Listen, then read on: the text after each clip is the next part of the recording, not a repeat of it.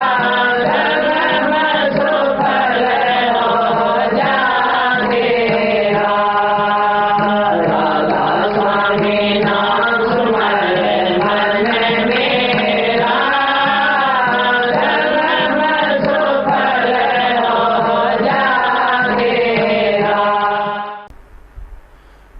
जिस चीज़ की ज़रूरत नहीं है और बिना मतलब के ही किसी को अगर आप वो ज्ञान बांटना चाहोगे, नहीं लेगा वो। उसको ज़रूरत नहीं है, वो उसको जिस चीज़ की ज़रूरत है वो जो लेने के लिए आया है वो वही लेगा।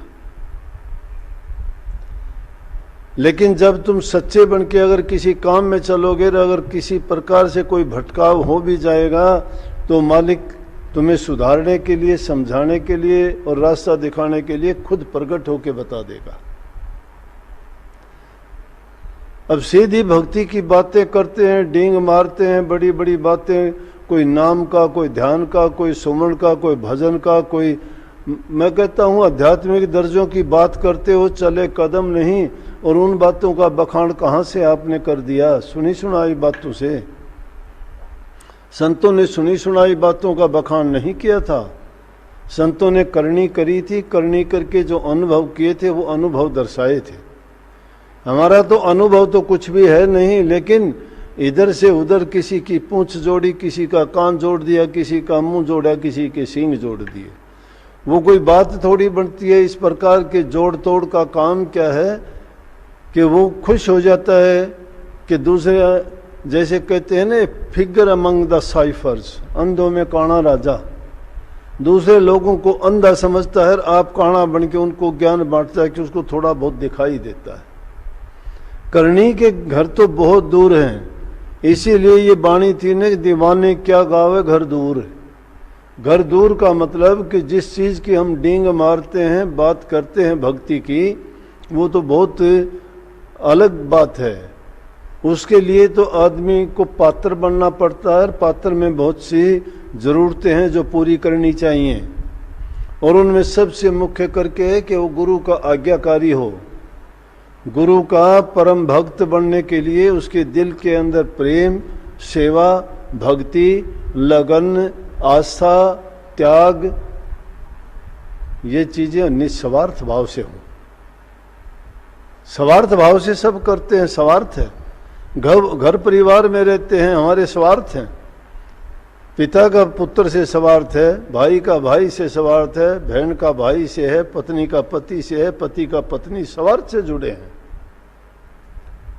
इनमें परमार्थ का तो कहीं काम ही नहीं है, अपने अपने मतलब से जुड़े हुए हैं। मतलब जब तक है तब तक सही है, जब मतलब नहीं तो घरवाली भी पति को गालियां देती है, और थोड़ी सी बात अगर ऐसी वैसी होती है तो घरवाला भी पत्नी को घर से निकाल देता है। और आज तो जमाना है कि ये पाप युग है। पुत्र पिता के साथ बुरा बर्ताव करता है, भाई भाई के साथ बुरा बर्ताव करता है, जबकि ये नाते कितने पवित्र थे। एक माँ के गर्भ से पैदा हुए, एक पिता की बूंद से पैदा हुए, एक परिवार में रह के उन्होंने मिलजुल के खाया पिया रहा, एक जैसे संस्कार मिले, फिर एक दूसरे के दुश्मन कैसे बने? तो जरूरत यह है कि गुरुमुखता बहुत ऊंची चीज है। उसके लिए पहले इंसान को गुरु की शरण में जाके गुरु का शिष्य बनना पड़ेगा। और शिष्य बनने से पहले मैंने कहा कि पात्र बनना पड़ेगा। पात्र के गुण ये हैं, अगर उसमें इतने गुण हैं, हम तो सहन करते ही नहीं, गुरु को गुरु मानते ही नहीं, गुरु से बड़े तो खुद ही बन जाते हैं। गुरु को ही शिक्षा देनी शुरू कर देते हैं कि आपको ऐसा नहीं, ऐसा करना चाहिए। इसका मतलब गुरु नहीं जानता, शिष्य गुरु से ज्यादा जानता है। फिर उसको गुरु की जरूरत क्या है? गुरु की मौज को, गुरु की रमज को, गुरु की बात को अगर कोई शिष्य समझ जाए तो फिर उसको करने के लिए बाकी नहीं रह जाता। गुरु को समझ लेना ही भक्ति है। और गुरु शिष्य के लिए सारा काम अपने आप कर देता है, क्योंकि गुरु की रहनी को देख के अगर शिष्य अपनी रहनी भी वैसी बना ले रहने का मतलब जैसा वो जीवन जीता है शिष्य को वैसा जीवन जीने की आदत डालनी चाहिए। हम तो खान में, पान में, रहने में, सहने में, बोलने में, चलने में, बर्ताव में, दुनिया के रसों में, रंगों में आज़ादी चाहते हैं। कब गंवारा है किसी की थोड़ी सी भी पाबंदी हम मान लें? थोड़ी सी भी पाबंदी नहीं रख सकते। सत्संग में थोड़े ठहर सकते हैं, 5 मिनट गुरु के पास नहीं रुक सकते। दुनिया की बातों में कहीं कहीं फिरोगे, क्योंकि वहां तुम्हारे मन की खुराक मिलती है। और गुरु इस चीज की शिक्षा लेता है, इसलिए उस घर को पहुंचने के लिए तो बहुत कुछ है, बहुत कुछ आदमी को करना पड़ता है। बड़ी बड़ी मुश्किलें रास्ते में आती हैं, बड़ी बड़ी बाधाएं खड़ी हो जाती हैं, और वो बाधाएं शुरू से ही शुरू हो जाती हैं, तभी गिरा लेती हैं। हल्का फुल्का तो थोड़े दिन में ही हो जाता है। थोड़ा अगर कोई किसी के मन में थोड़ा बहुत प्यार, कोई आस्था बंधी होगी तो वो 2-4 साल के अंदर। अगर छोटा ही उम्र का शिष्य है तो जब तक शादी नहीं होती तब तक उसका और है, शादी होगी तो आधा गया, बच्चे हो गए तो उससे ज़्यादा गया, अगर और थोड़े बच्चे बड़े हो गए तो समझो वो गुरु से भी गया, और जिस रास्ते पे उसे चलना था उससे भी भटक गया है। उसका ध्यान भटक गया, वो नहीं चाहता, अब वो दुनिया के झमेले में फंस गया। यही तो काल और माया का जाल है। उस जाल में फंसने के बाद में फिर निकलना कठिन है। लेकिन देखो संतों की कृपा, वो तो ऐसी मौज करते हैं, वो तो कहते हैं घर में रहो और कमा के खाओ, पर धन पर तिरिया से नहीं ना लगाओ। कि घर में रहो, सारे काम अच्छे से करो, लेकिन उस काम में कितनी ईमानदारी होनी चाहिए, सच्चाई होनी चाहिए, उन्हीं में त्याग होना चाहिए। सच्चाई के साथ अगर बरतते हो तो तुम सच्ची भक्ति करते हो। सच्ची भक्ति का मतलब जिसमें कोई किसी की हेरा फेरी नहीं, किसी के साथ धोखाधड़ी नहीं, किसी के साथ कपटबाजी की बात नहीं। अपना इंसान काम करता है, वो सच्चाई का, ईमानदारी का कमा के खाता है, उसके विचार कभी बुरे नहीं हो सकते। लेकिन ये भी इसके साथ है, जिस इंसान ने एक बार आदत डाल ली लेने की, जिसने आदत डाल ली हेरा फेरी के खाने की, फिर वो रह नहीं सकता, क्योंकि उसके खून में वो चीज़ शामिल हो जाती है और निकलनी बड़ी कठिन होती है। हर चीज़ का बड़ा असर होता है। शेख फरीद पहले जीवन में भी बहुत अच्छे भक्ति करने वाले थे, प्रभु भगत थे। क्या हुआ, काम कोई करता नहीं था, घर वालों ने शादी करके अलग कर दिया। अलग कर दिया तो घरवाली कहती है तू कमा के लाता नहीं है, कैसे गुजारा होगा? कि मैं क्या करूं, काम मुझे पता ही नहीं क्या करूं। दूसरे लोग चोरी करने के लिए जाते थे उन जमाने में, क्या चोरी, अनाज की चोरी कर ली, छोटी मोटी की चीज उठा ली, धन दौलत नहीं थी उन जमानों में। कहने लगे उनके साथ चले जाओ, वो चोर हैं। वो भी उनके साथ हो लिया। एक दिन रात को चोरी करने के लिए जब चोर गए तो एक गेहूं का खेत था, उस गेहूं के खेत में से, और वो उनको जो गेहूं की फसल थी उसको काट कर बांध के जब चलने लगे, बड़े बड़े गट्ठर उन्होंने बना लिए। शेख फरीद ने भी काटे, उसने भी गट्ठर बना लिया, लेकिन जो ये उठाने लगे तो खेत से बड़े जोर जोर की हंसी आई। हंसी सुन के चोर थे वो भाग लिए। उन्होंने सोचा कि खेत का रखवाला है कोई, जो खेत का मालिक है वो खेत में ही है, जग गया और अब पकड़ लेगा ये।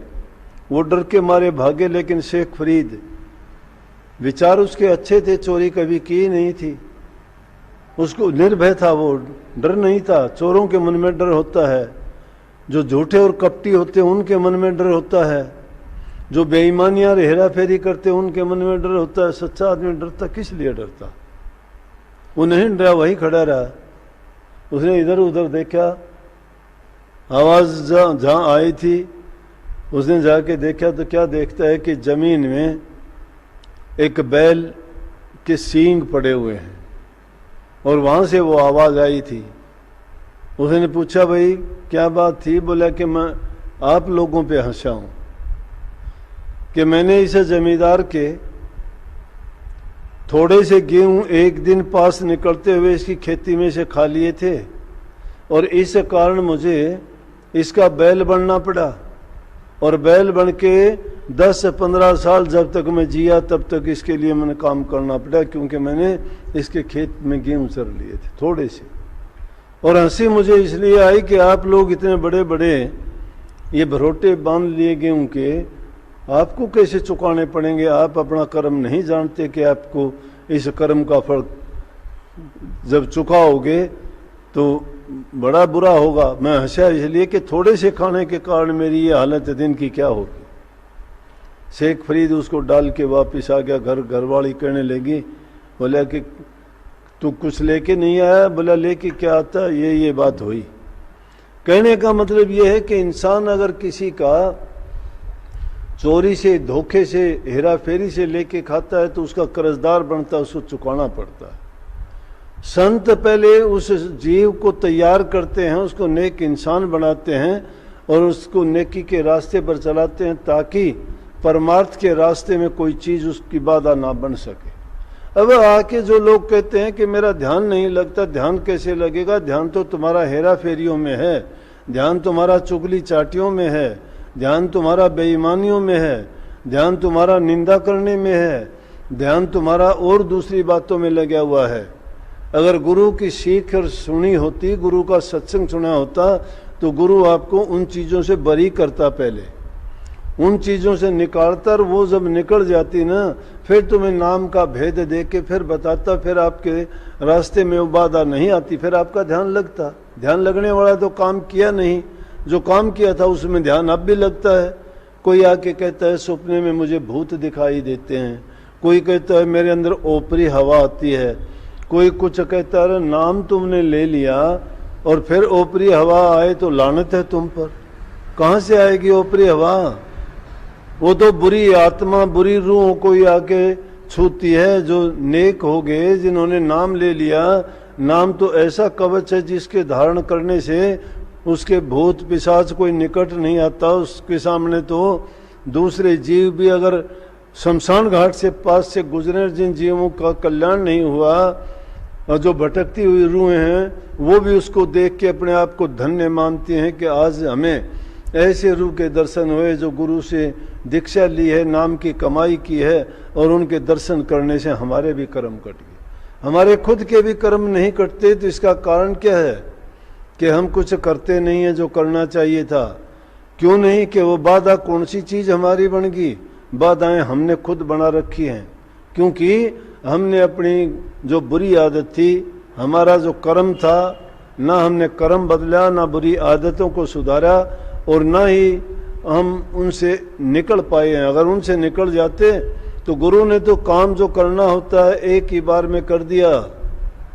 गुरु ने जो काम करना था, वो नाम की दीक्षा दी, उसी दिन तुम्हें ऐसी टिकट पकड़ा दी कि जिसको लेके जहां तुम जाओगे, जो देखेगा उनकी किसी की हिम्मत नहीं कि वो रोक ले। काल, माया और यम तीनों के तीनों चीज उसको शीश झुकाते हैं। नाम सच्चा है, नाम नहीं। नाम सत्य जग झूठ है, सूरज शब्द पहचान। लेकिन हम तो क्या मुंह मिट्ठू बन जाते हैं, अपनी बड़ाई के लिए झूठी उठी बातें करते हैं। 4, 18, 9 सट फट खोया मूल, सूरज सब चीने बिना जो पक्षी चंडूल। 4, 18, 9 से ये क्या हुआ कि चारों वेद, 18 पुराण, सभी शास्त्र, उनका सब को पढ़ लो, चाहे उनका पूरी का ज्ञान प्राप्त कर लो।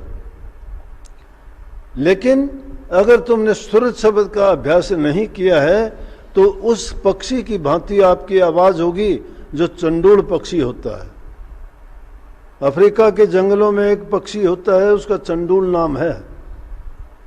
वो जैसी भी आवाज सुनता है वैसी आवाज निकाल देता है। जिस पक्षी की, आदमी की कोई भी आवाज सुन ले, वो वैसी आवाज निकाल देता है। तो आदमी भी उस चंडूल पक्षी की भांति है। कहीं गीता की बात सुन ली, कहीं कबीर की सुन ली, कभी नानक की सुन ली, कभी पलटू की सुन ली, कभी मीरा की सुन ली, तो कभी भीलनी की सुन ली, और उन बातों को याद करके वो फिर बखान करता है कि सुनो, फिर अपनी बातें बढ़ा के उनको बताना चाहता है। तो चंडूल पक्षी की तरह से ही है। उसका अपना क्या है? उसने तो अपना अनुभव कुछ किया नहीं। सूरज शब्द का अभ्यास अगर करना चाहते हो तो पहले पाक, साफ और पवित्र बनो। पहले बुराइयों को त्यागो, ऊंचा चरित्र बनाओ, जब तक हमारा चरित्र ऊंचा नहीं है, बुराइयां हमारे अंदर व्याप्त हैं, तब तक हम उस रास्ते पे नहीं चल सकते। और ये चीजें और किसी के काम आने वाली नहीं है, हमारे एक खुद के काम आएंगी। जो इंसान हौसला रखता है, जिसकी सोच सकारात्मक है, जिसके इरादे बुलंद हैं, जो गुरु पर सच्चा यकीन और विश्वास करता है और गुरु की आज्ञा का पालन करता है, गुरु के बताए रास्ते पे चलता है, उसके समझो के सारे रास्ते खुल जाते हैं। लेकिन अपने रास्ते जो स्वयं बंद करता है, ऊपर से गुरु गुरु गाता है, अंदर में कुछ और ही छिपाता है। तो गुरु से ऐसा पर्दा रख के वो सोचता है कि गुरु नहीं जानता।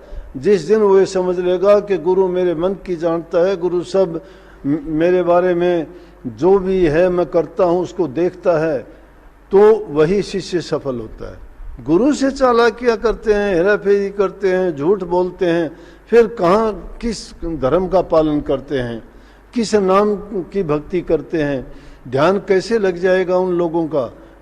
ध्यान तो उन चीजों में लगा हुआ है, जो चीज पकी हुई है वो तो व्यवहार करते ही हो। इसलिए कही कि दीवाने क्या गावे घर दूर, जिन्होंने गाया उनके तो नाम ले दिए। मंसूर ने अनल हक कहा, हार हो गया। बलख बुखारे का बादशाह था, एक बांदी ने बोल मारा था। बांदी ने कहा था कि अरे राजा, तू सवामण फूलों की सेज पे रोजाना सोता है, मैं 2 मिनट सोई, मुझे इतनी सजा मिली, आपके साथ क्या व्यवहार होगा।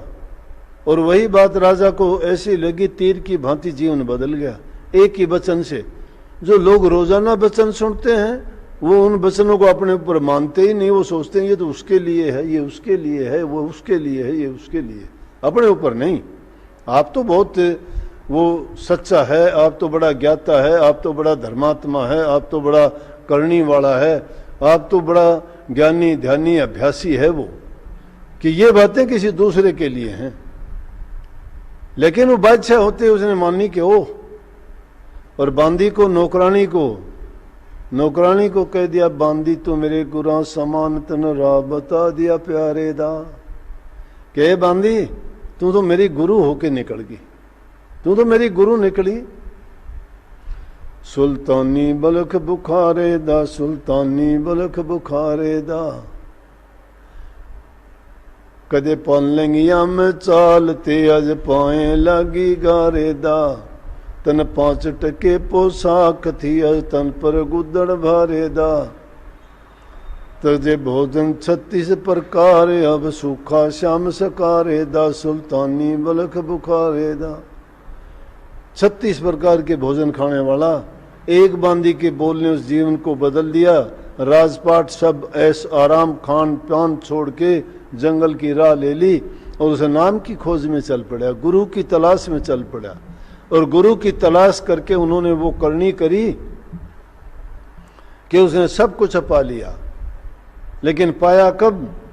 उसने पाया जब अपने आप को मिट्टी में मिला दिया। जो अपने आप को पहले मिट्टी में नहीं मिलाता है, छोटे से छोटा नहीं बनाता, वो कभी बड़ा नहीं बनता। बड़ा वही बनता है जो अंकुरित होकर छोटा सा सब प्रकार के मौसमों को बर्दाश्त करता है। एक छोटा सा बीज भूमि से निकलता है, सब चीज़ों को, सर्दी को बर्दाश्त करता है, गर्मी को करता है, उसको कोई पशु तोड़ देता है, कोई इंसानों के पैरों तले कुचला जाता है, लेकिन संघर्ष करता हुआ ऊपर निकलता है और वही पूरा पेड़ बन जाता है। वो संघर्ष करके निकला है। जो संघर्ष नहीं करता वो बनता भी कभी नहीं है। उसने सभी इस अपने जीवन को पुनः स्टार्ट किया। कबीर साहब की शरण में गया, सेवा की, बुरी से बुरी सेवा। उसके शरीर के ऊपर, उसके सिर पर मिट्टी तक डाल दी गई, कूड़ा करकट डाल दिया गया, फिर भी उसको कहने लगा, फिर भी शुक्र किया। ये एक खाली बर्तन होता है तब तक डब डब बोलता है, जब भर जाता है ना फिर आवाज आनी बंद हो जाती है।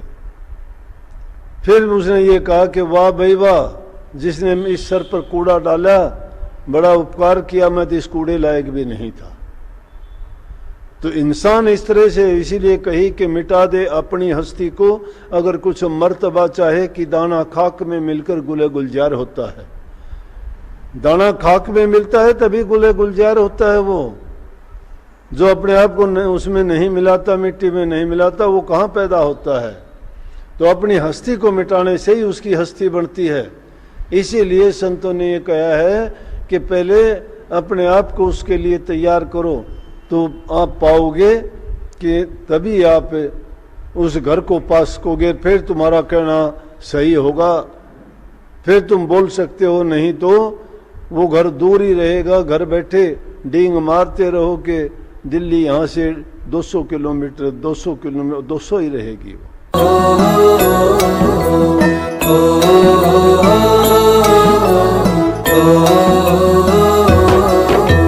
चल सतगुरु के धाम हेली, तज दे सारे काम है, लेके उनसे नाम करो तुम, भजन सुबह हो शाम है।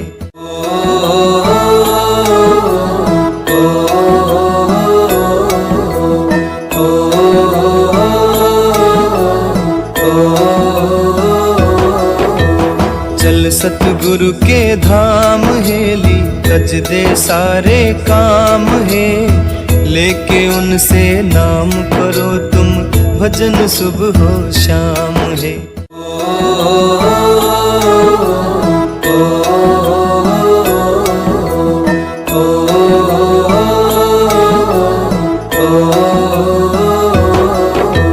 चल सतगुरु के धाम है।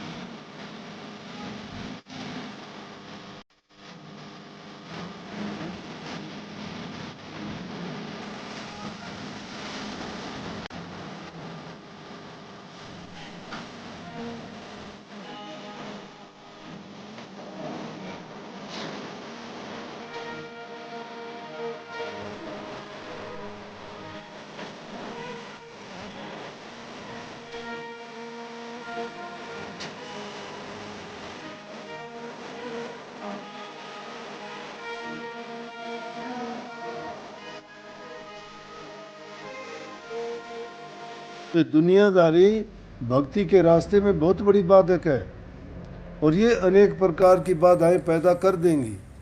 लेकिन जो उनसे घबराता नहीं है, मेहनत करने वाले को कभी भी अच्छा फल शुरू में ही नहीं मिल जाता। जो मेहनत करता है उसको अच्छा फल काफ़ी समय गुजरने के बाद, बहुत मेहनत करने के बाद, बड़े कष्ट उठाने के बाद मिलता है। एक विद्यार्थी भी अगर स्कूल कॉलेज में पढ़ता है, 1 साल के बाद में उसने पढ़ाई का परिणाम मिलता है, उसने क्या काम किया, कितना किया। किसान को भी 6 महीने में अपनी फसल का परिणाम मिलता है। व्यापारी भी 1 साल में ही हिसाब करता है अपने काम का, उसे नफ़ा हुआ या नुकसान हुआ, और उसके बीच में उसको कितनी मेहनत करनी पड़ती है, कष्ट उठाने पड़ते हैं। तो भक्ति तो उनसे कहीं ज़्यादा बहुत ऊंची बड़ी चीज़ है। ये इतनी आसान नहीं है जो दुनियादारी की चीज़ें हैं। वो तो उसको पाने के लिए तो कितनी मेहनत करनी पड़ेगी। अब आदमी को अपने सारी इच्छाओं को, मन को, अपनी भावनाओं को काबू में करके सही रास्ते पे ले जाना पड़ेगा। इसलिए गुरु रूपी किले में रहेंगे। गुरु का किला क्या है? गुरु की आज्ञा और गुरु के वचन। गुरु हमें जो वचन देते हैं, जो आज्ञा और उपदेश करते हैं, वो कहते हैं कि तुम इस तरह से रहो। अब हम आपको क्या कहेंगे? आपको नुक्ता बता दिया, उसको नाम कहते हो, उपदेश कहते हो, और वो कहते हैं कि उस नाम का भाई आप अभ्यास किया करो, सुमरण किया करो। थोड़े समय से शुरू कर लो, और सारे काम करते हो 10 मिनट उसको भी लगा दिया करो। ये काम तो तुम्हारे यहीं रहेंगे, लेकिन वो किया हुआ तुम्हारे साथ जाएगा, परंतु उसका निभाना बड़ा कठिन है, मुश्किल है। बरसात का मौसम था, छज्जू भगत लाहौर में अपने घर के चौबारे पर बैठे हुए मस्त थे, भजन कीर्तन करते थे। मजदूर नीचे बैठे हुए थे। बारिश का मौसम लंबा चल गया। बारिश का मौसम लंबा चलने के कारण उनको काम नहीं मिला काफ़ी दिन तक। तो मजदूर बेचारा काम करके ही तो अपनी रोजी रोटी लाता है, और काम नहीं मिले तो कहाँ से खाएगा। वो आपस में बात कर रहे थे, काफ़ी दिन हो गए मजदूरी नहीं मिलती, बड़ा मुश्किल हो गया, क्या करें, ऐसे तो कोई काम पर ले जाएगा नहीं बारिश के कारण। छज्जू भगत को बड़ी दया आई, उनको बुला लिया, ऊपर बुला लिया, आओ भाई। गए सब। जब ऊपर गए तो कहने लगे, भाई ऐसा करो, तुम्हें जितनी दिहाड़ी मिलती है, जितना काम करने के बाद में शाम को जितने पैसे मिलते मैं उतने पैसे आपको दूंगा। खूंटी पर माला टंगी हुई है, एक एक माला ले लो और सब यहाँ बैठ जाओ और उन मालाओं का जाप करो। उन्होंने माला उठा ली, सोच लिया बड़ा आसान काम है, शाम को चलते हुए दिहाड़ी मिलेगी, काम कुछ करना नहीं, बैठे आराम से करेंगे। लेकिन जो आदमी घूमने फिरने वाला है उसका मन नहीं टिकता। इसको जो आदत पड़ जाती है वो आदत से बाज नहीं आता। इसलिए इस मन को बुरी आदत ना गिरा करो, इसको रोकने की कोशिश करो, घेर फेर के अंदर लेके आओ। इसको गुरु के वचन में बांधो कि तेरे निमित्त क्या काम है वो कर, भटको मत, रास्ते से ना भटको। लेकिन नहीं मानता, ये मन मानने वाला नहीं है। हाँ, अगर कोई अपना दृढ़ संकल्प कर लेता है और अपना हित और कल्याण चाहता है, वो मन तो क्या अपना खाना पीना भी छोड़ सकता है। इसलिए यहाँ बाजी लगानी पड़ती है जीवन की। और इसीलिए कई मैंने एक शब्द लिखा था, उसमें है जिंदगी की बाजी प्यारे हार मत जाना। उसका मतलब यही है, जिंदगी की बाजी लगाओ तो उससे लगाओ सतगुरु मालिक से। जीतोगे तो जीत तुम्हारी होगी, हारोगे तो भी जीत तुम्हारी होगी। लेकिन उस जिंदगी की बाजी कब हार जाओगे?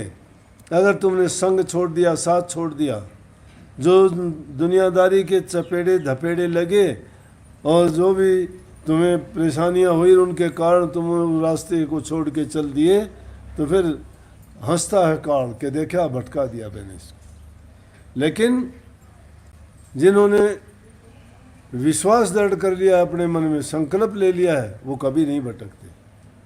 बस वो घूमने वाले थे, उनको कहाँ टिका जाता।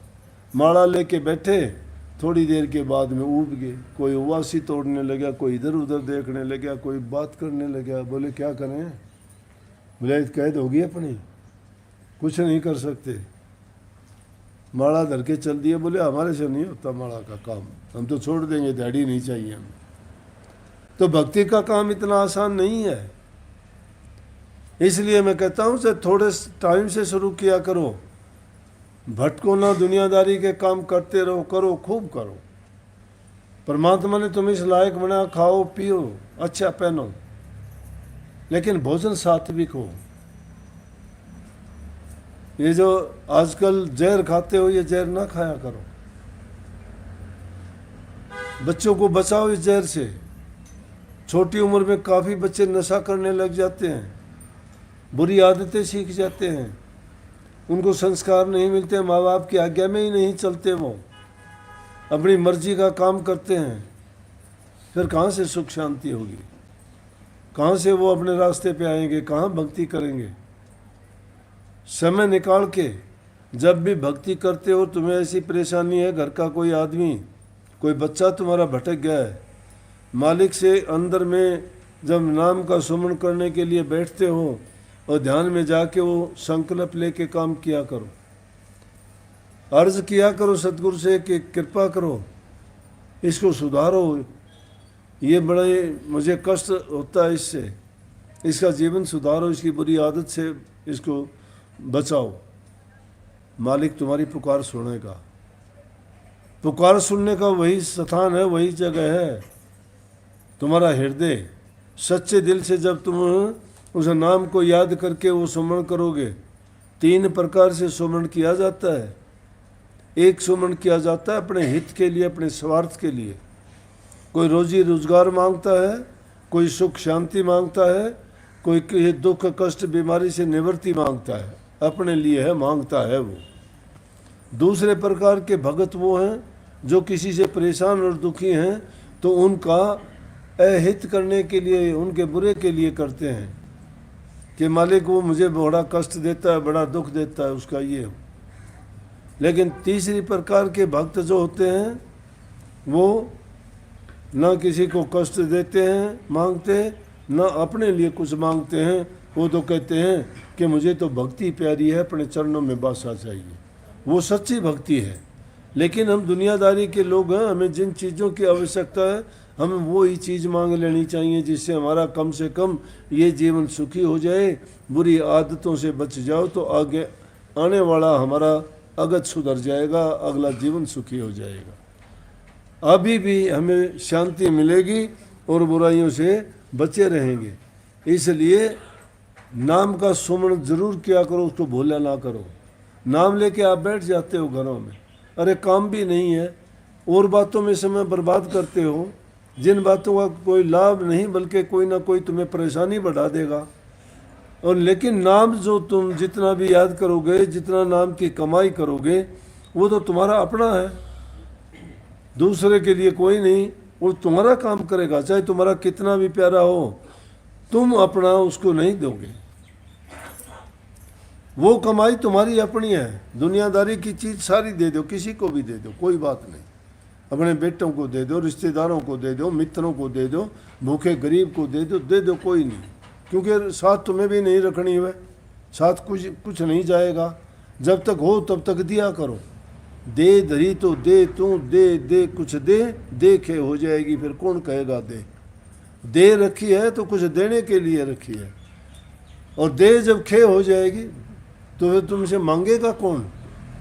जो तुम्हें मांगता है, याचना करने आता है, तुम देने लायक हो तो देना चाहिए। तुम दाता हो, वो भिक्षुक है। भिक्षुक का काम मांगना है, लेकिन दोगे तो मालिक तुम्हें 1000 गुना देगा, कमी नहीं आएगी। लेकिन होते हुए अगर तुम इनकार कर दोगे ना तो फिर बड़ा दुख होगा। फिर तुम ऐसे ही बन जाओगे, तुम भी उस जैसे ही मांगने वाले बन जाओगे। मांगते तो सभी हैं, तुम दुनियादारी के लोगों से मांगते हो, वो संतों से मांगते हैं, संत परमात्मा से मांगते हैं। मांगते जगत भिखारी है, यहाँ मांगने वाले सभी हैं। लेकिन सतगुरु से दाता कोई नहीं, जो मांगोगे वो मिलेगा। परंतु सारे काम करते हुए नाम का सुमरण किया करो।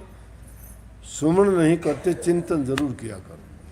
सुमरण करना होता है एकाग्रचित होकर इंसान सब चीज़ों को भूल के सिर्फ नाम में लय हो जाना। चिंतन करना होता है अकेले बैठे हो तो भी सोचना उसके बारे में। वो तुम्हारा ध्यान भी है, तुम्हारा सुमरण भी है, और तुम्हारा मन भी काबू में आता, भागता नहीं है। ऐसे हालात में समय गुजारा हुआ तुम्हारा सारा का सारा प्रभु भक्ति में गुजरता है, और वही तुम्हारे लिए सबसे अच्छे पल, अच्छी घड़ी होती है, और वही तुम्हारे लिए समय का सदुपयोग है। तो मालिक आप सब पर कृपा करें कि आपके मन को भक्ति में लगाए, जीवन में नेक काम कराए, अच्छा जीवन गुजरे आपका। अच्छे काम करोगे, अच्छा परिणाम मिलेगा। बहुत बहुत सबको आशीर्वाद। राधा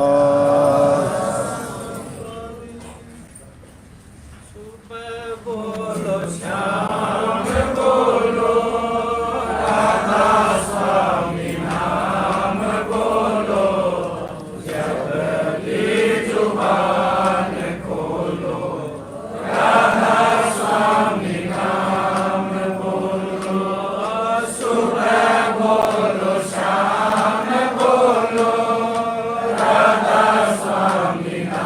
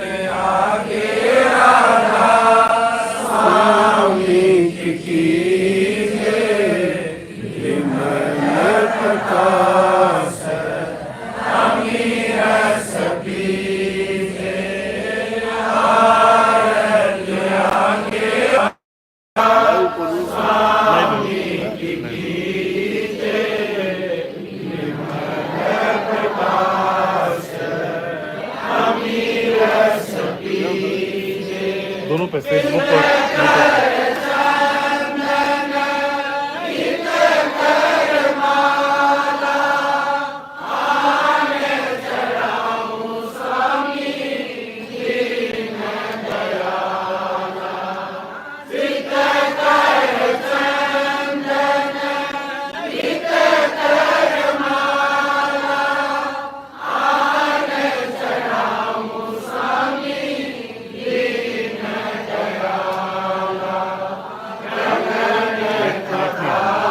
नेट नहीं आ रहा है, नेट स्लो है।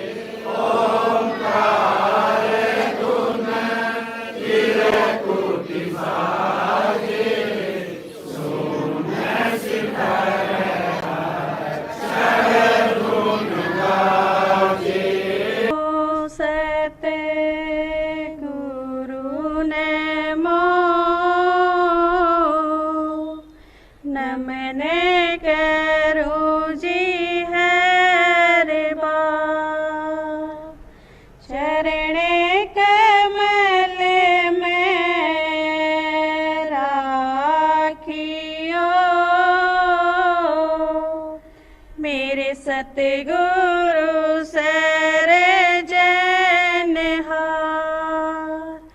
हाथ जोड़े करूं बीनती, चरण निभाऊं शीस। सतगुरु कंवर साहिब महाराज ने नाम दिया बख्शीश है गुरु जी मारे, दया के दाता हो बेदिया गम के जी। राधा सतगुरु जैसा मीत गुसाई, नाम के जैसा दान नहीं, दोनों देते मुक्ति रास्ता, मूर्ख वो जो ज्ञान नहीं, मूर्ख वो जो ज्ञान नहीं। सतगुरु जैसा मीत गुसाई, नाम के जैसा दान नहीं, दोनों देते मुक्ति रास्ता, मूर्ख वो जो ज्ञान नहीं। रखे वो जो